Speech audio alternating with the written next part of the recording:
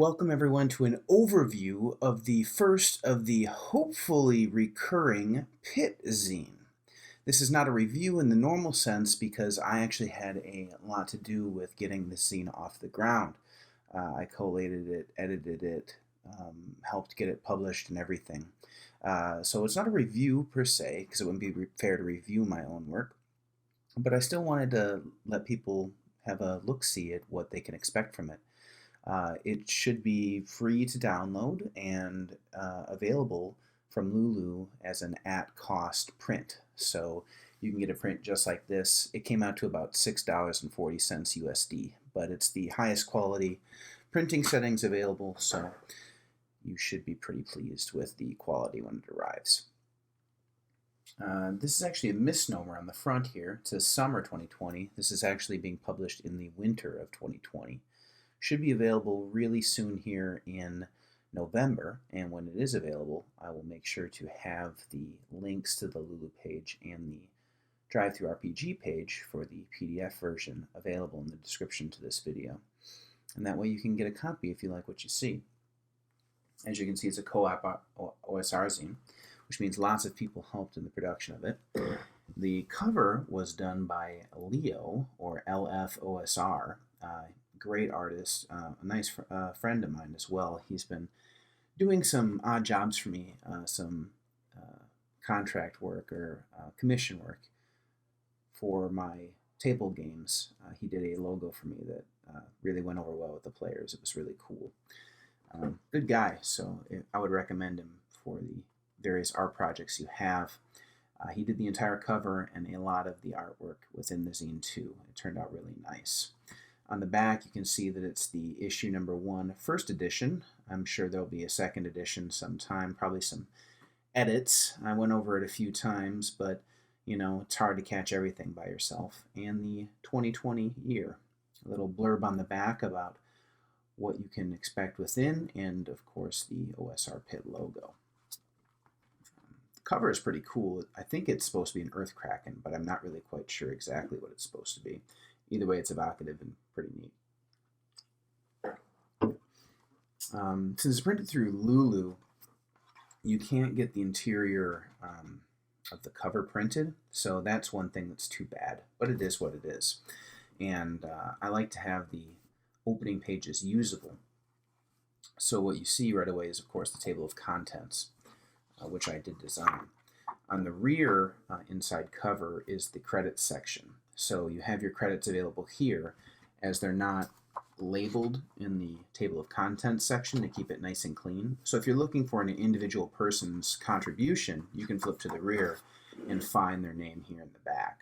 So for example, if you wanted to see what Lazy Lich did, you can find his name back here, Lazy Lich, the Great Cavern, pages 18 and 19. So you could then flip to that. And there's a nice little piece of art here. This is also done by Leo. So that's pretty neat, and when I go over the PDFs with you in this video, you'll see another cool thing about the credits and introduction table of contents sections too.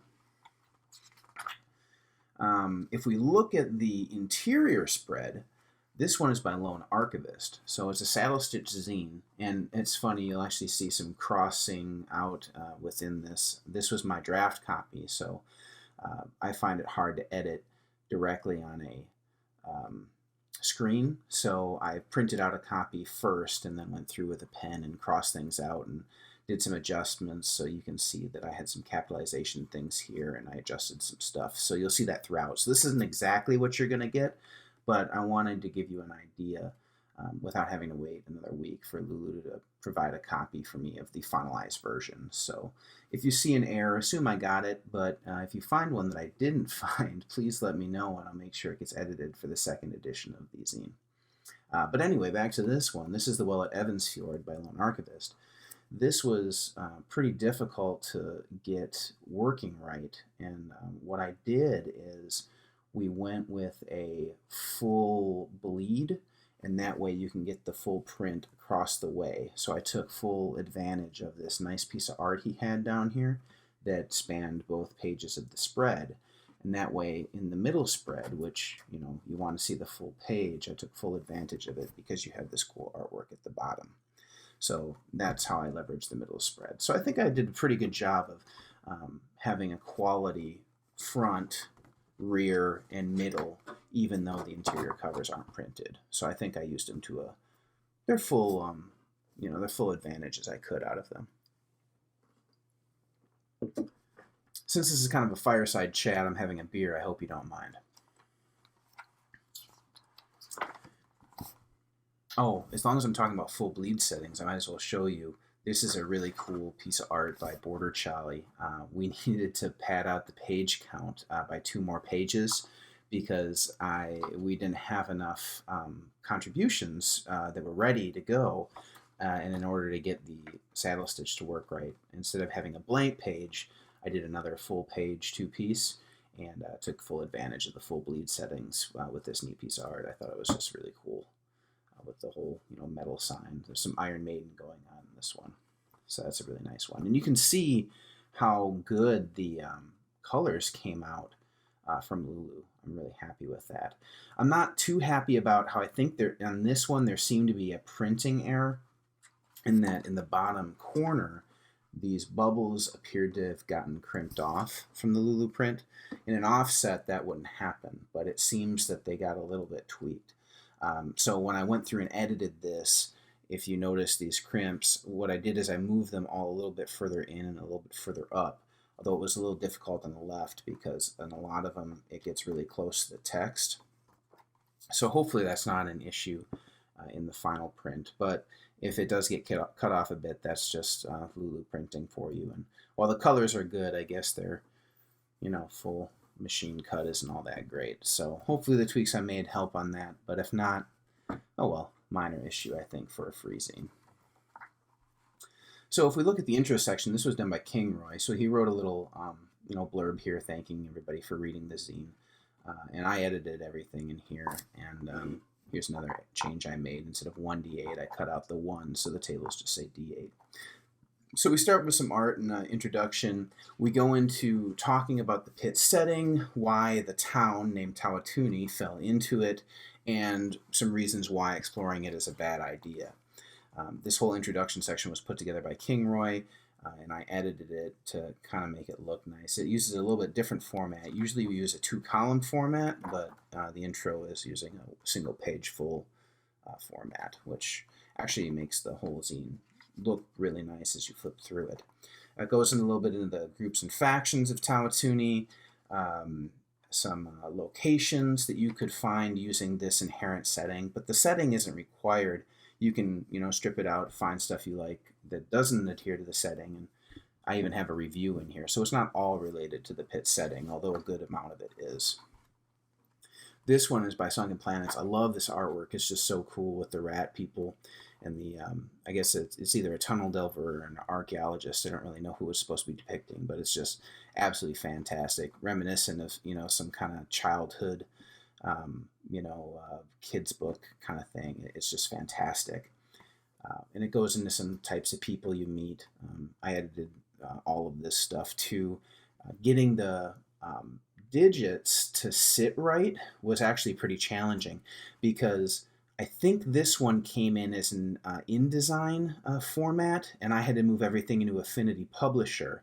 And the way to get it to work right was I needed to take the PDF and then import that into Affinity and basically rewrite everything from scratch. It was a huge pain in the ass to get everything in the zine. It took a lot of time and a lot of making sure the formatting carried over right, and a lot of the InDesign stuff I had to basically remake from scratch. Of course I had their text, but I had to recreate it. I think when I did this one, it was the last time I just used the InDesign file as is and not recreate it completely.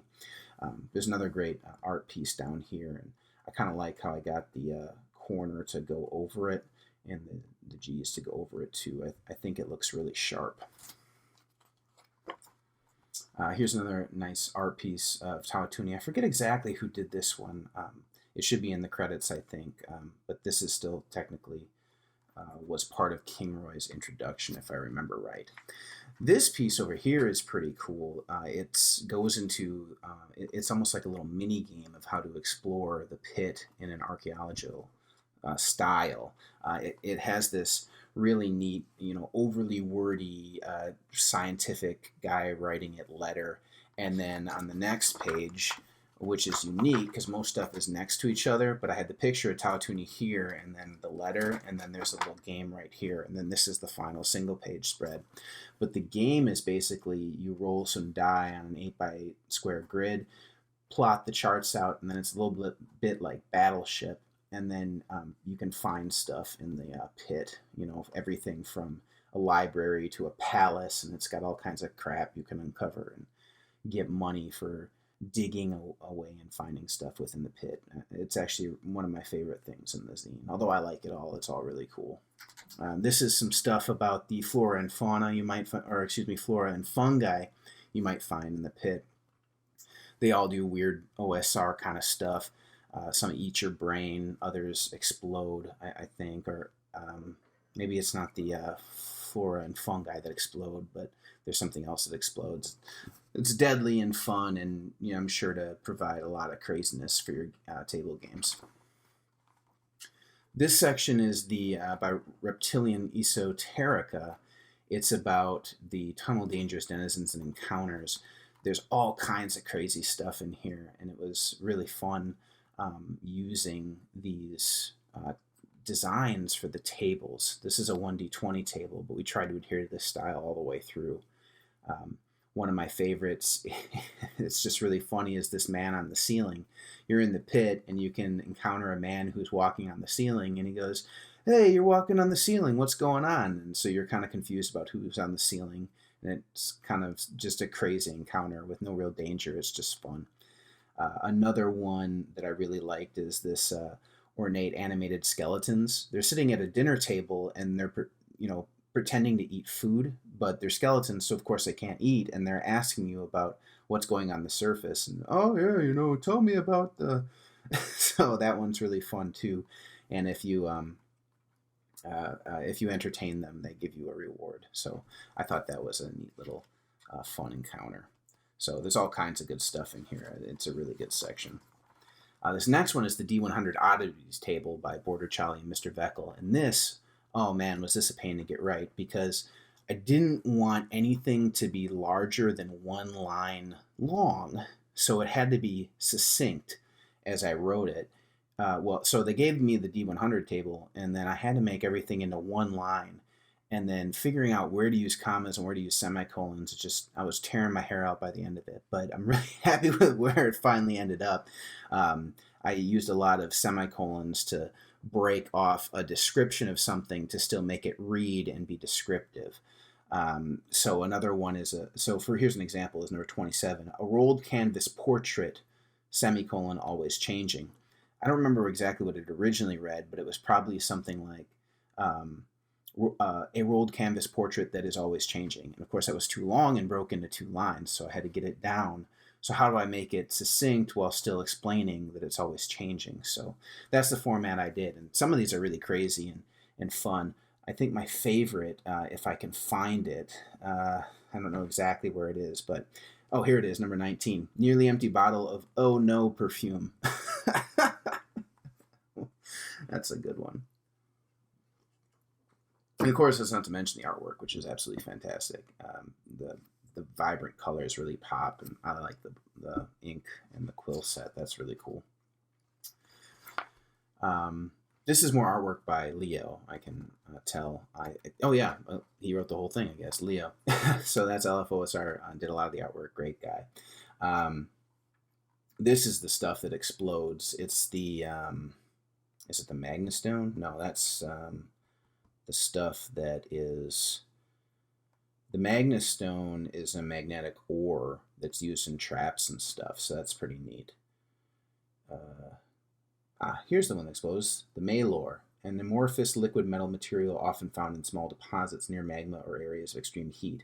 Malor is extremely explosive and is the cause of many cave collapses when nearby magma ignites exposed deposits. I ended up rewording this in the final draft because I was a little wordy, so I went through and edited all this to make it a little bit cleaner and a little bit more succinct, but the ideas behind it are very good.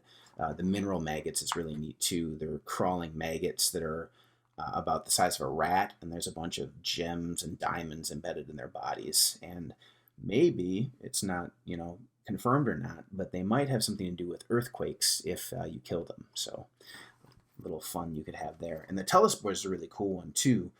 It's basically one of those traps that teleports you somewhere randomly, but they're all throughout the pit. So that could be something that your players enjoy. Oh, this one is the one by Lazy Lich. This artwork is just incredible. I absolutely love it. It's vibrant and colorful. And they actually go into it over here, the Color Mountain, which is really neat. Basically, this underground cavern, everything is very silent here because there's a skeleton that's sleeping, a giant skeleton that's asleep. And if you make too much noise, he'll wake up and destroy part of the town. So there's a group of lizard folk, and they all communicate with hand gestures. And that way, they can, make sure not to wake the thing. And if you make too much noise, they'll throw you in this burning pile over here. So that's not something you want to do. But the Color Mountain, that has a tribe or coven or whatever you call it of wizards, and they all have a different color. And they're arguing amongst each other about whose magic and which color is the best. And if you come in and say, oh yeah, I like blue, then it's going to turn into a 10-way wizard fight with everybody throwing different colored spells at each other. That can get manic and crazy. I would love to do that as an encounter. I think that would be really neat. This is the Lone Archivist one again. A little more of my thoughts on this one is it didn't really look all that great when it started. It was very plain outside of the neat artwork. So I used some of the orange bolding that we've been using throughout. And not everybody was adhering to that standard, so I had to make sure to update everything to use that orange bolding standard. But it was very just plain, and so I tried to make that look right. And they filed an import right, and it's another one of those ones I had to completely rewrite. Also, I'm not sure if English is his native language, because it was a little funky when it was written, so I rewrote a lot of it to make it more natural sounding as you read it. I'm pretty happy with how it ended up, but I'm still not really quite sure how this dungeon is supposed to work. It's a little strange, and for example, this autumn one, the aqueduct said it was supposed to connect to somewhere else, and so it was just a little strange how it worked out. It says it's supposed to connect to the winter and autumn tunnels, but the spring tunnel is next. So I think it's supposed to connect here. I don't know. It's a strange dungeon, and it's kind of hard for me to wrap my head around it. But I think I got it to what the Lone Archivist was thinking when he wrote it. So hopefully it works out. But I do love the artwork. It's great and I think I used it really effectively with the full page spread here. Sunken Planets here, they did the Earth Kraken. This one is pretty cool. The stat block for the Earth Kraken is basically the damage is being hit or grazed by a freight train. So the stat block isn't even really meant to be used. If you fight this thing, your party's going to get destroyed. So I thought that was a fun way he described it. And I went around and used this kind of style for all the stat blocks. Originally, it wasn't used by people, and I think it looks really sharp and immediately identifiable as a stat block when it's using this box text. This one is pretty neat. It's basically a tunnel crawl following where the Earth Kraken came from and where it went to. And it's a stone beast, so it's fossilized and kind of hidden underground, and which will make more sense if you read the zine. There's more references to it throughout. But basically, if you put water on it, they wake up, and there's a big sack of water above this thing that you can mess with. And if it ruptures, it goes on a rampage and murders everybody. And it's got a little bit more background about the Ashen, which is one of the tribes mentioned earlier in the zine, which are basically mummified kind of zombie things. And it describes a little bit how they survived with this affliction. This one is by Rusty.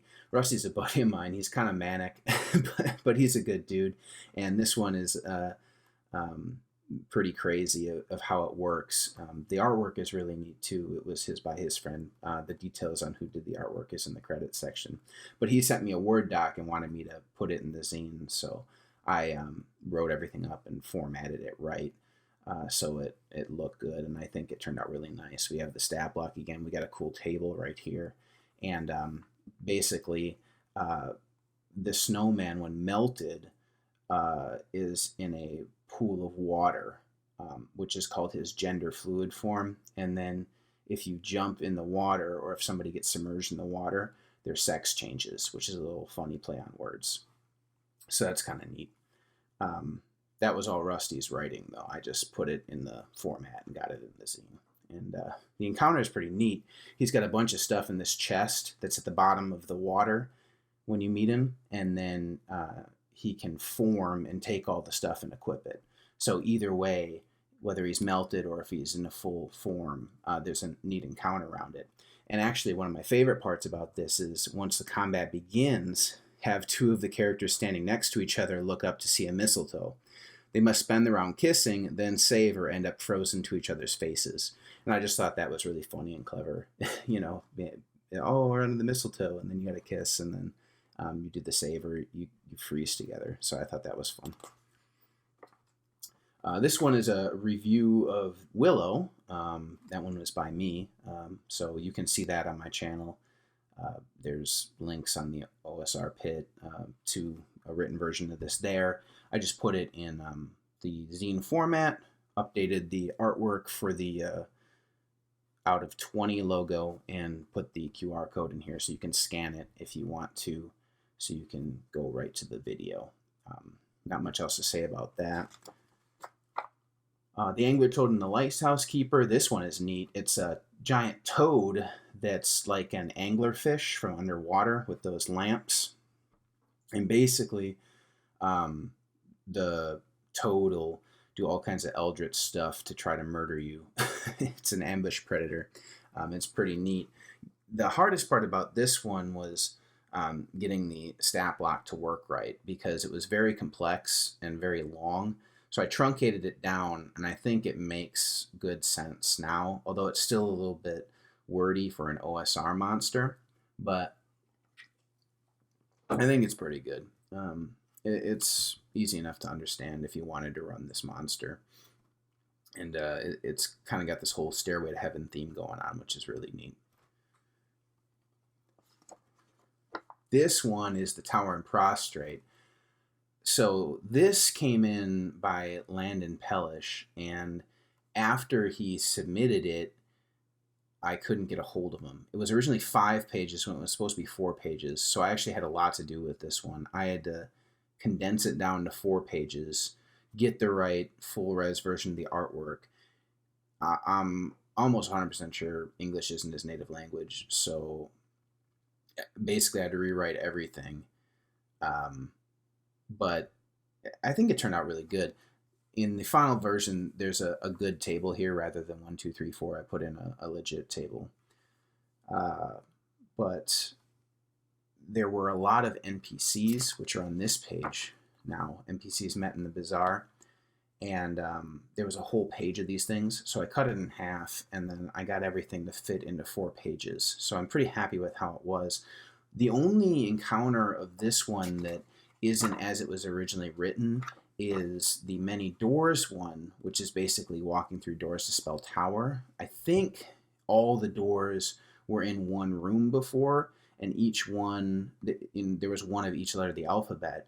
But the way Landon had written it, it didn't make any sense to me how the puzzle was supposed to work. So I rewrote it and basically gave you 3 doors to walk through, and then that leads to another 3 doors. I think that makes more sense compared to how it was originally written. I didn't really understand it, so I edited it to make sense to me, so hopefully it makes sense to you as you read it. But otherwise, it was really creative. I like the work he put into it, and I think he'd be happy with the result here. The last article in the zine is the Court of the Queen Flesh. This one is by Leo and somebody else as well. It's This one's weird. It's kind of got this queen flesh creature, and it's talking to you in the beginning, and then there's some kind of robot kind of machine stuff going on, and it's one of those dungeons where there's technology hidden behind the scenes and you're not really sure what exactly happened, but I think there's some kind of radiation mutation thing, and it turned this queen flesh person or creature, whatever you want to call it, into this monster. And it's kind of like almost like a queen for a honeybee hive, but making larvae and stuff like that. It's just really weird and really creative and fun. This one's neat. I think there's a lot open to interpretation on it, so I think you'll come up with your own ideas once you read the dungeon. It's pretty interesting. Probably my favorite dungeon in the whole thing. I really liked it, just because of how weird and strange it is and how it's really out there. Then at the end is that artwork by Border Charlie I mentioned, and the credits. So in the credits, again, you can see layout King Roy 23 and PM Shram. So King Roy did the right and left master pages. So like these pages. So the lines and the font choices and the coloring, and did these dots. Although I did end up redoing the dots to make them a little bit easier to not get cut off. So he did that, and basically I put everything together after that. So we did the layout together. Collation editing, print and PDF formatting. So I did the print formatting and the PDF formatting. So I'll go into the PDF in the latter half of this video. Put everything together, edited all these submissions. I went through it 3 or 4 times, so hopefully I caught everything. But if you see something, let me know. Again, the introduction, Fungi, and Flora the Pit, that was by Kid Go-Kart, King Roy 23, Sunken Planets, and the Colonel in Yellow. So everything is alphabetical order and by page number. So outside of the layout and collation and miscellaneous artwork, everything is by page number. So introduction 2 through 5, and then page 11, and then 6 and 7. And then the contributors are by alphabetical order. So I didn't play favorites and how I organized it. It was just Kid Go-Kart comes before King Roy because D is before N. So Kid Go-Kart comes first. So all of that stuff is in here. The artwork for Split Like a Snowman in Hell is Andrew Belafonte. That was his name. So if you want to just find somebody in here, look at the credits. If you want to figure out by the name of the piece, start with the table of contents. So that's what you can expect to find in the pit scene. It was a lot of fun and a lot of hard work went into it, so I hope you enjoy reading it. Let's take a look at the PDF now. There are 2 versions of the PDF that you can get, and they're very similar but have a key distinct difference. There's the normal PDF, and then there's one that has the name Spreads amended to the end. And the Spreads version, rather than being a single page for each one, starting with the cover like this, the Spreads version is laid out the same way the book is laid out. So it starts with just a single page, and then it's going to be laid out in spread format, so you can see it just the way it would be in print form. And this is really handy, especially for things like when you're looking at Lone Archivist submission, where you want to see the whole thing at once so you can see how the artwork lays out. So that's really nice. And for stuff like the Great Cavern, where you have the map on the left, the book experience printed is much nicer because you can see it while you read it. And so the Spreads version of the PDF will allow you to have that. So that's really nice. But otherwise they're the same. So if you just want the standard way, you can have that. If you want the spreads, that's fine too. And both are named properly. So if you look, the naming convention starts at cover and then goes 1, 2, and then if you have the spreads version, it starts at cover, starts at 1, and then goes 2, 3, 4, 5. So it's the same way and will correspond accurately in the bottom of the page. So that's really nice, and that way you can always have your place. Another thing that I did for the production of the PDFs is I went through and I hyperlinked everything appropriately. So for example, whenever there's a link like this one where it says https discoursosrpg.com, you can just click on that and it'll take you to the Discourse website. So that's a nice little feature I put in there. And as you can see, I'm right here on the front page. I'm quite the handsome devil. And it's the same regardless of which one you're using, so you can just go ahead and click it and it'll come up. So if you're using the spreads, you get the same experience as the normal one, and if you have the normal one, you don't need to worry about it. You're going to get that same feature.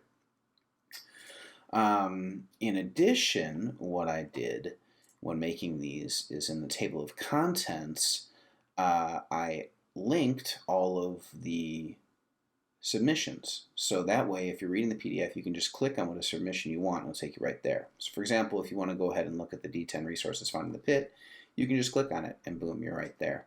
No problem. If you wanted to see the one about the well at Evansfjord, you can just click on that, boom, you're right there.